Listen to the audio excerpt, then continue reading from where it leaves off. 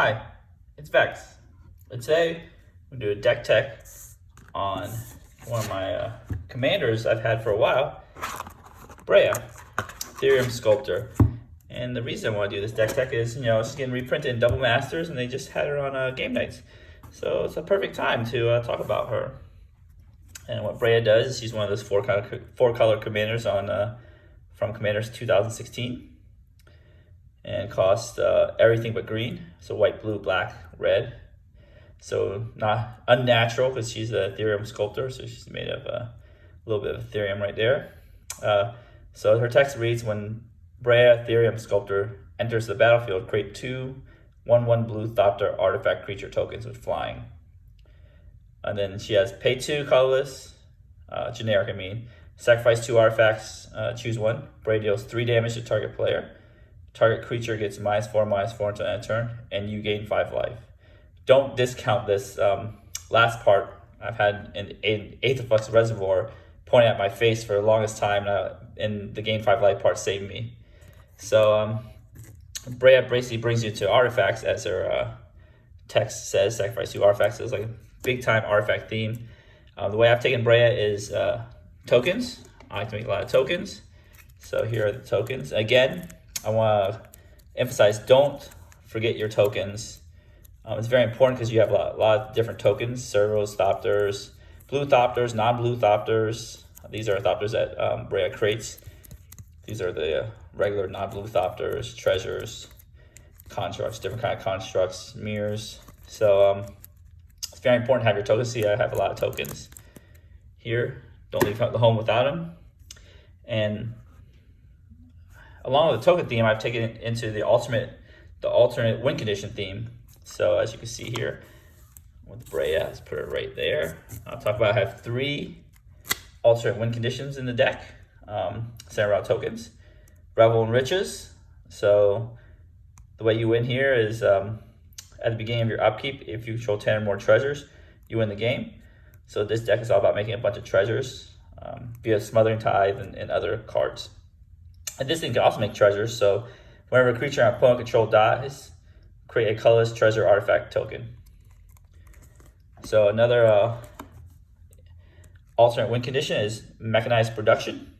So you enchant artifact you control. It does say non-token, so you can enchant a token if you need, which is basically the way we're going to do it most of the time. At the beginning of your upkeep, create a token as a copy of enchanted artifact. Then if you control 8 or more artifacts with the same name as one other, you win the game. So you can enchant treasure token up one that way. So it's pretty neat. You can enchant Thopters, enchant Servos. So wherever you have the most of, I recommend you enchanting. Most likely the token might die because I would recommend saving this till you have 7 tokens, so you can create an 8th one and win on your upkeep. So, and the last alternate win condition is Hellkite Tyrant. So I have had this card for a long time, and I never really read that last part, but now it's really relevant. So Hellkite Tyrant is just a creature, flying trample. Whenever Hellkite Tyrant deals combat damage to a player, gain control of all artifacts that player controls.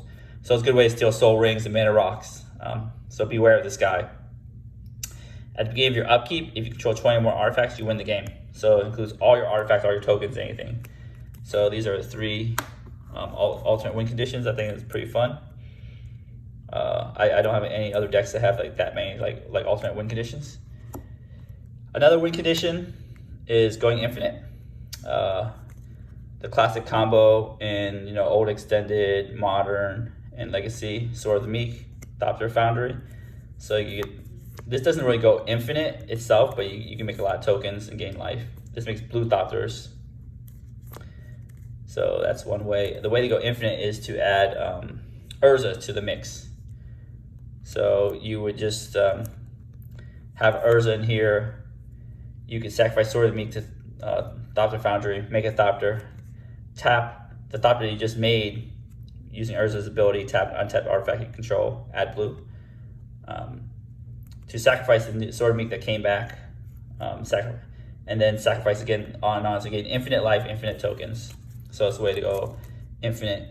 Otherwise, you could just use Urza for value right here.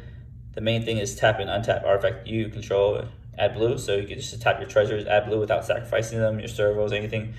They can be summoning sickness because the ability is on Urza, not the artifact. So it's pretty neat. Another infinite combo here is Thopter Assembly and Time Sieve. However, you gotta be careful though, because Thopter Assembly says at the beginning of your upkeep, if you control no Thopters other than Thopter Assembly, return Thopter Assembly to its owner's hand and put 5/1/1 colorless Thopter artifact creature tokens with flying onto the battlefield.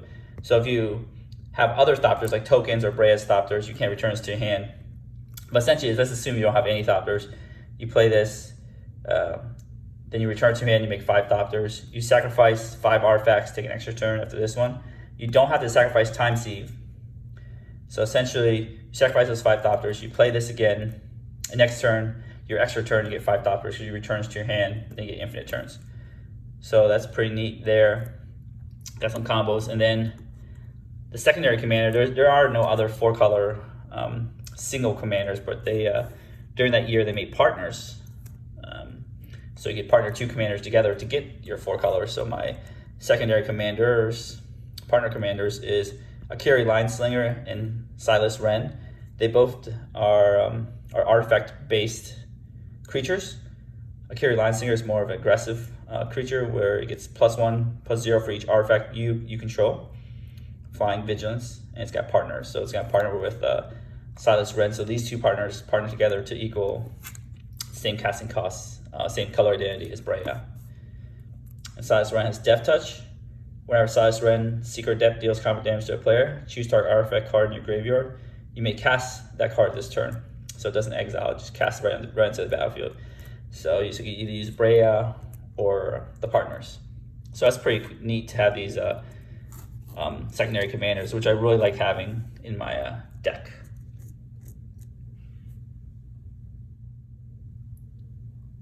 Okay, so let's go over some of the card choices I made for the deck, and the token makers go first because you know this deck's all about tokens. Oops, drop some stuff.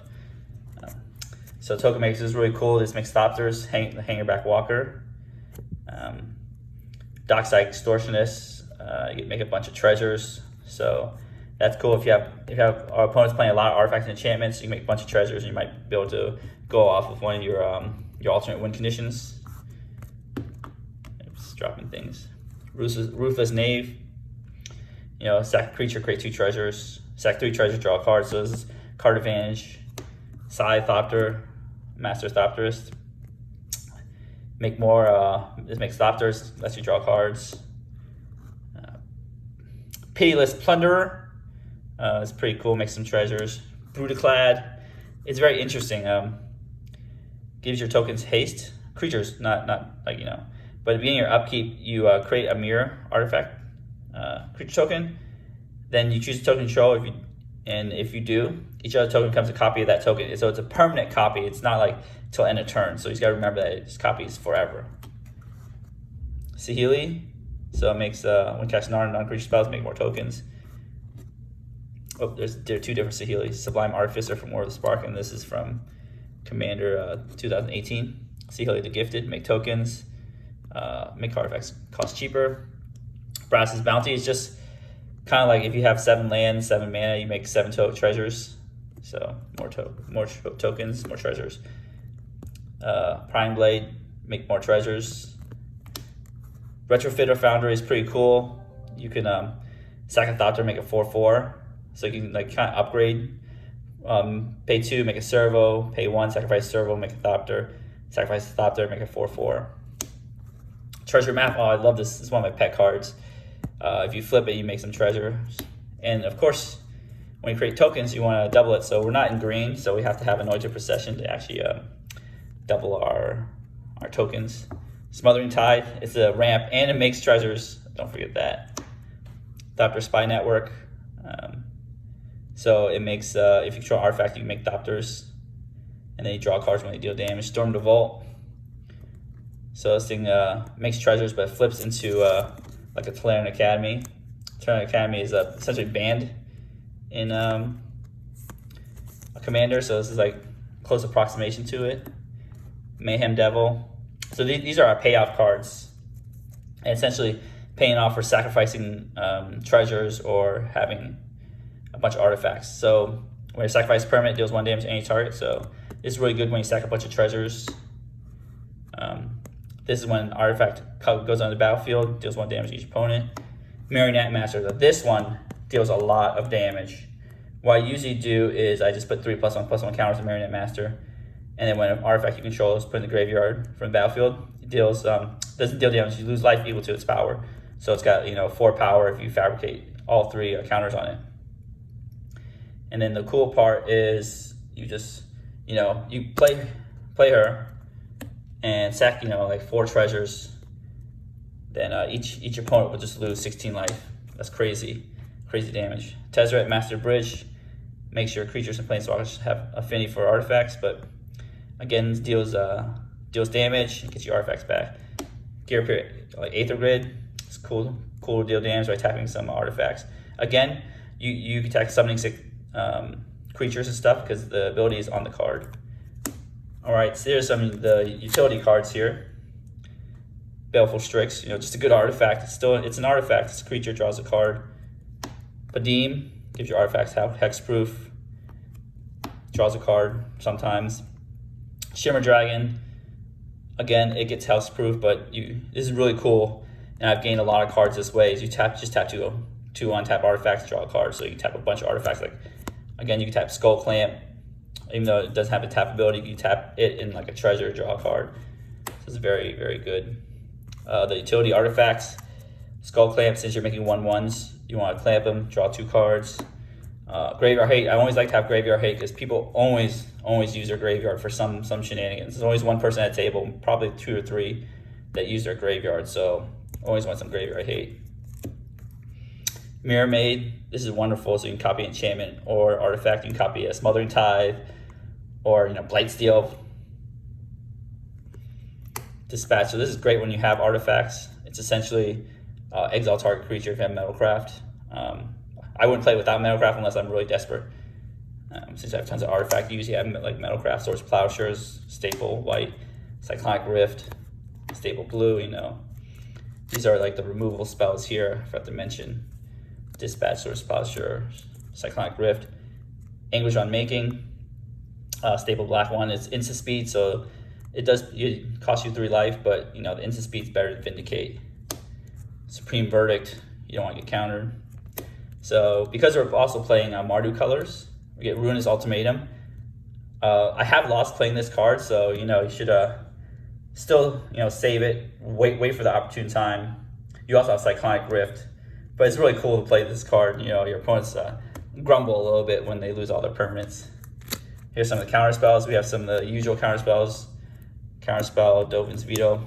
And then we have some of the spells that make treasures. Hornswoggle, so counter targets creature spell and make some treasures. It's one of my favorite cards. Spells Swindle, so it's kind of like the poor man's mana drain. You pay 5, you counter the spell, and then you make treasures. So it's a little different than mana drain because you make artifacts, so you use it whenever you feel like it. Trinket Mage, usually grab Soul Ring, but you can grab some other artifacts. So we have some tutors here. Trinket Mage being the first one. Fabricate, just grab an artifact from the deck. I don't have Demonic Tutor on here. I just try to lower the power level a little bit. I don't have Mana Drain, Demonic Tutor, Vampiric Tutor. I have some of just the more dedicated artifact tutors, enchantment tutors. You can get your little instant win. World of Invention, and some card draw. Card draw that makes treasure tokens. Pirate's Pillage. Yes. Pirate's Prize. Reverse Engineer. This is Improvise. So this is just regular card draw that your artifacts help pay for. Then we have some ramp. Oops, my deck is falling apart here. Okay. Some artifact ramp. Again, we're not in green, so I pumped up the ramp a little bit. Some artifact ramp, Soul Ring, Arcane Signet. The other signets, Felwar Stone, more signets, Chromatic Lantern, Commander Sphere, Sullen Simulacrum. So a bunch of artifact ramp. Again, we're also making treasures, but this deck is, if you're playing Brea as your commander, pretty mana hungry because you use this ability quite a lot. Don't be afraid to sack like one of your main, non-token artifacts like a a Signet, even a Soul Ring to ability. You know, just don't be afraid. They have some rainbow lands, only 2. Since you're playing 4-card deck, Exotic Orchard most likely will produce the colors you need. Command Tower. Again, in 4-card decks, I like to have little fetch lands. I know they're a little pricey, but you don't need these to play. But I have my 6 fetch lands, the on-colored fetch lands, so no green fetches. It's nice because we have these new triomes available to fetch, so it's really cool. So you can get your 3 or 4 colors right away with a fetch land. So that's why I have them in there. I got all the shock lands, 6 shock lands. Here I have the 6 buddy lands here. And what I added instead of basics is some of the artifact lands, because you can use these to Brea's ability, or use these to activate some things like Gear Brea, like Aether Grid. You can actually tap this for blue if you have Urza. Interesting things. Academy Ruins, so get your artifact back if you need them. These are the utility lands. Inventor Sphere, don't forget about gaining the 1 life right here, but you can tutor for an artifact you need to. So you have them the Horizon lands, where you just crack this, draw a card, and have some basics. Not a lot of basics since this is a 4-color deck. Very color intensive deck. Again, show some tokens. This is the Urza token, Retrofitter Foundry token 4/4, Brutaclad tokens, Brea tokens, some Servos, Thopters, and treasures. I bought a bunch of different treasure arts because I think it's cool. So don't leave home without these, because if you make a lot of tokens, you want to differentiate between the kind of tokens you have. Brea is a pretty grindy deck, so just remember that. So anyways, as I always like to do in my videos, I like to shuffle a deck and show you a sample hand and Goldfish the deck a little bit. So I'll shuffle my deck and I'll be right back. Okay, we're back. So let's see what we got. Let's see my Glacial Fortress, Shimmer Dragon, Scalding Tarn, Urza, that's good, Urza, I like Urza. Exotic Orchard, Demir Signet, okay, so this is a good hand. It's got a bunch of lands, some Shimmer Dragon we can't cast for a while, but it's got Urza, so I might be able to cast a turn 3 Urza. That's cool. So what you want to do is you want to be aware of your color manas, because Brea has 4 different colors of mana, so you got to make sure you have all of it when you if you want to cast it on turn 4. But if you don't, you just got to be cognizant of it. All right, let's see what we get. Sahili the Gifted, so that's pretty neat, but I still think Urza is a really good play. So what I'll do is I'll just play one of these fetch lands. So I have blue-black here and white, so I want to get a red land, definitely. So I'm just going to fetch to get the red Triome. I think both Triomes are red, but I forgot. So we'll see. All right, Triomes are full art, so it's easier to find. Here it is. So let's get this Triome right there. So since we have blue already, so I'm going to quickly shuffle that deck right there. Comes into play tapped. We lose life. All right, so next turn, we draw a card. Hellkite Tyrant, ooh, alternate win condition. So this turn is pretty much predicted for us. Play Glacial Fortress, take no damage because we do have a Plains. This is a Plains right there. Blue Star Blue, so we have all 4 colors online now. Play Demir Signet. All right, next turn. So we got Storm the Vault. All right, but we're still on the Urza plan. Like, we still want to be on the Urza plan because we can play Brea turn after and tap those artifacts for mana instantly. So hypothetically, let's say our opponent is green because they're always green, and black or blue Sultai. So let's say have those mana available here. Let's tap this. Put our Urza, High Lord, Artificer. Get our Construct tokens. Remember, always important to have good right tokens. It's now 2/2. The Construct can tap for 1 mana instantly, but I don't have anything to play, so remember it can tap for mana.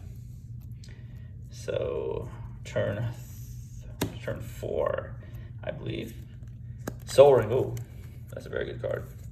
All right, let's see what we can tap here. If we play our Commander, it's 4 mana, but the Soul Ring doesn't help play Commander, so let's just tap our Scalding Tarn. for, actually before we sack it, let's see if we can actually produce. Let's say this is black, white, blue. Let's pump it through here. So black, blue, white, red. So we can play Brea. Keep this on the battlefield. So let's say we play Brea here. Scooch this over a little bit here. And then let's check our tokens again. Get 2 blue Thopter tokens. Remember, they're blue, not the colorless ones. So now I have all this here, and now we can produce a lot of blue. We can produce 1, 2, 3. Breya can actually tap for blue too, since she's an artifact. So 1, 2, 3, 4, 5, 6. 1, 2, 3, 4. This makes net 1, 5, and 6. Also, we can play our Shimmer Dragon here, and she gets hexproof because we have 4 more artifacts. So let's just do that. Let's sack this for, I'm gonna look for steam vents here. Let's see.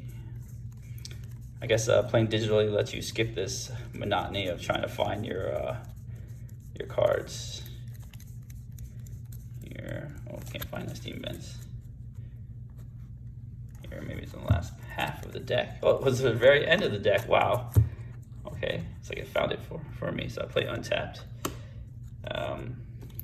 You know, play this, play Soul Ring, tap 1, 2,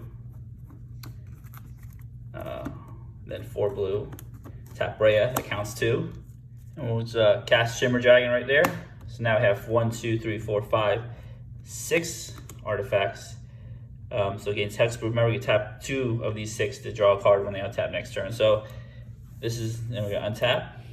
Then I'm gonna show you one last turn. This is really cool. I know there's a lot of things to untap here, a lot of tokens. They all make mana now. Even Breya makes mana, but you could just, you know, tap 2 tokens, tap like this, sack the token that you tapped. Let's say you tap 2 Thopters and I want to sack them to Breya. Hypothetically, kill somebody, kill a creature. Let's do that. So you can do that. You still have 4 artifacts. It still has hexproof. Let's see here. Draw a card. Oh, more lands. No problem. 5 total lands here. So you can do a lot of things this turn, right? Storm the Vault. You need 5 artifacts, but we sacked 1 already. Hellgate Tyrant. I think, and how much mana we got? 5, 6, 7, 8, 9. We got up to 9 mana. So we can do a bunch of things here. I think we could start off with Saheeli can make 1 and make an artifact. So we place Saheeli right here. We just tap our lands here.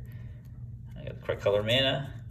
Then we would make, then she would make a 1/1 Servo. And so I would just have my tokens right here. Oops, Servo. So she would make a quick Servo. And then what we could do is tap our Soul Ring makes 2. Oh, I forgot. We had an extra 2 mana from Soul Ring. We play Hellkite Tyrant, Storm the Vault, but I think Storm the Vault makes us so much more mana. And then we can spin the wheel on Urza, or we can spin the wheel on Urza right now. But I think Storm the Vault, if we could flip it, we can spin it right away. So let's tap 2 colorless, a red, and the new Servo, 76 Servo we made. Play Storm the Vault. And hypothetically, this is a huge creature. So 1, 2, 3, 4, 5, 5, 5. And let's just end our turn. At the end of turn, we flip Storm the Vault. Now we can add 5 mana since you have 5 artifacts. We do it and instantly use Urza's second ability, shuffle your library, and exile top card until end of turn. You may play that card without casting its mana cost. So we could just, you know, shuffle real quick here. And then bam, island. Well, can't play that. So that's a little anticlimactic ending there. But that's how the deck usually works. It's a really grindy deck, but it's got cool, you know, it's got like little alt win conditions here, show which one of your artifacts. So the question is, do you guys like having like alternate win conditions? For instance, this Hellkite Tyrant has an alternate win conditions, or infinite combos in EDH. Some playgroups ban infinite combos, some playgroups hate alternate win conditions, but you know, do you like them? And if you do, what kind of alternate win conditions do you like? I hope you enjoyed the video, and if you did, definitely give me a thumbs up. And if you want to support my content in the future, you know, I bring more deck text, box opening, etc., just hit that subscribe button. And as always, you know, have a great day.